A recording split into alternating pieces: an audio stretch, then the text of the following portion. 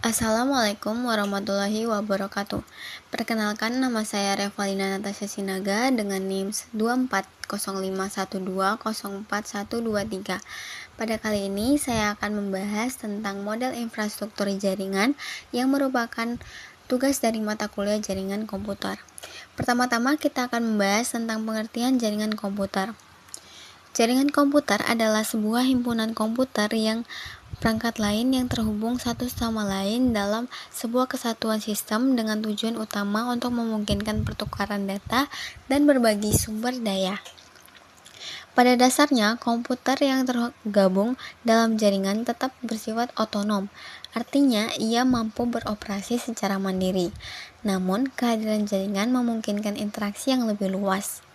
Di sisi lain, dikenal pula istilah sistem terdistribusi, yang seringkali dikaitkan dengan jaringan komputer.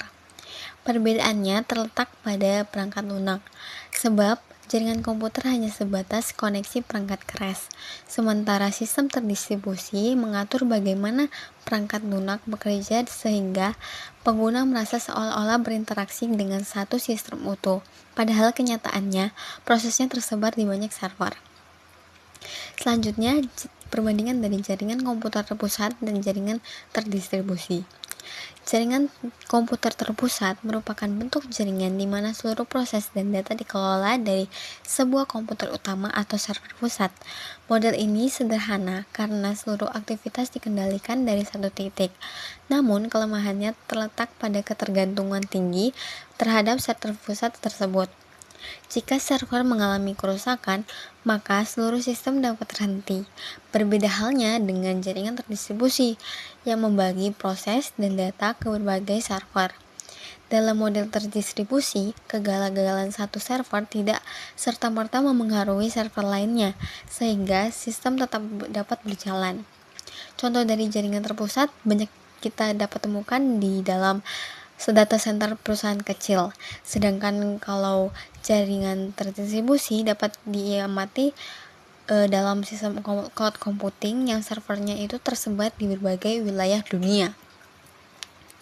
Lalu kita lanjut kepada pembagian jaringan berdasarkan cakupan. Ada 4. Yang pertama, Personal Area Network atau PAN adalah jaringan yang cakupannya sangat kecil, biasanya hanya beberapa meter dan digunakan untuk menghubungkan perangkat pribadi seperti smartphone, smartwatch, atau laptop dan Bluetooth. Yang kedua, Local Area Network atau LAN memiliki cakupan yang lebih luas, yakni dalam satu gedung atau laboratorium dengan kecepatan tinggi dan biayanya relatif murah. Yang ketiga, Metropolitan Area Network atau MAN adalah jaringan yang mencakup satu kota, umumnya digunakan oleh operator telekomunikasi untuk menggabungkan beberapa kantor cabang atau jaringan internet dalam satu wilayah kota. Lalu yang terakhir, Wide Area Network atau WAN merupakan jaringan paling luas melintasi negara bahkan benua. Dengan contoh paling nyata adalah internet yang menghubungkan seluruh dunia melalui kabel bawah laut, satelit, atau teknologi fiber optik. Selanjutnya, jaringan berdasarkan akses. Berdasarkan aksesibilitasnya, jaringan dibagi menjadi intranet dan internet. Intranet adalah jaringan yang hanya dapat diakses oleh pihak internal suatu organisasi, misalnya sistem akademik universitas atau sistem absensi di kantor, di mana hanya pengguna tertentu yang memiliki hak akses. Sedangkan internet sebaliknya bersifat terbuka dan dapat diakses oleh publik tanpa batasan geografis maupun organisasi, seperti layanan Google, YouTube, dan media sosial merupakan contoh jaringan internet yang bersifat publik. Selanjutnya, jaringan berdasarkan cara membangun.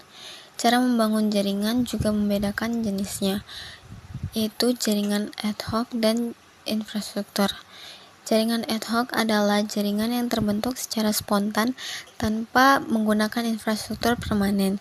Contoh sederhananya adalah tethering dari ponsel ke laptop atau koneksi Bluetooth antar perangkat.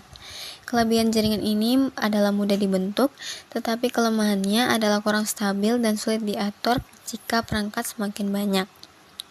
Berbeda dengan jaringan berbasis infrastruktur, menggunakan perangkat pendukung seperti router, switch, dan access point. Jaringan jenis ini lebih stabil, aman, dan cocok untuk skala besar seperti di sekolah, kantor, atau pusat perbelanjaan. Selanjutnya, topologi jaringan. Topologi jaringan adalah pola atau cara menghubungkan perangkat dalam suatu jaringan. Terdapat 6 jenis topologi yang umum dibahas. Yang pertama, topologi bus. Topologi bus menghubungkan semua perangkat ke satu kabel utama yang disebut backbone. Data yang dikirim akan melewati kabel ini dan diterima oleh semua perangkat, tetapi hanya perangkat tujuan yang memprosesnya. Topologi ini sederhana dan murah karena hanya membutuhkan sedikit kabel. Namun kelemahannya adalah jika kabel utama rusak, maka seluruh jaringan terganggu, serta sering terjadi tabrakan data. Yang kedua, topologi ring. Topologi ring menyusun perangkat dalam bentuk lingkaran, di mana data mengalir searah melalui setiap perangkat sehingga sampai ke tujuan. Topologi ini memiliki performa lebih baik daripada bus. Tetapi, jika salah satu perangkat atau kabel mengalami kerusakan, maka seluruh jaringan bisa lumpuh. Yang ketiga, topologi star. Pada topologi star, semua perangkat terhubung ke satu perangkat pusat berupa hub atau switch. Jika salah satu komputer rusak, jaringan lainnya tidak terganggu, dan manajemen jaringan lebih mudah dilakukan. Namun, jaringan sangat bergantung pada perangkat pusat. Jika hub atau switch bermasalah, seluruh jaringan tidak berfungsi. Yang keempat, topologi extended star. Topologi extended star adalah pengembangan dari star. Dalam model ini, ada lebih dari satu hub atau switch yang saling terhubung sehingga membentuk cabang. Kelebihannya adalah jaringan dapat diperluas dengan mudah, dan kerusakan pada satu hub hanya mempengaruhi perangkat yang terhubung ke hub tersebut.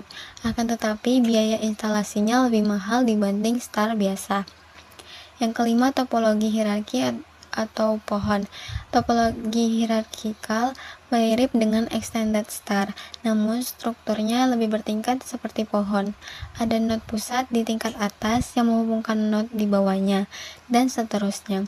Topologi ini cocok untuk jaringan besar yang struktur, misalnya jaringan di kampus atau perusahaan. Kelemahannya, jika node pusat rusak, semua cabang di bawahnya akan terganggu. Yang terakhir atau keenam, topologi mesh.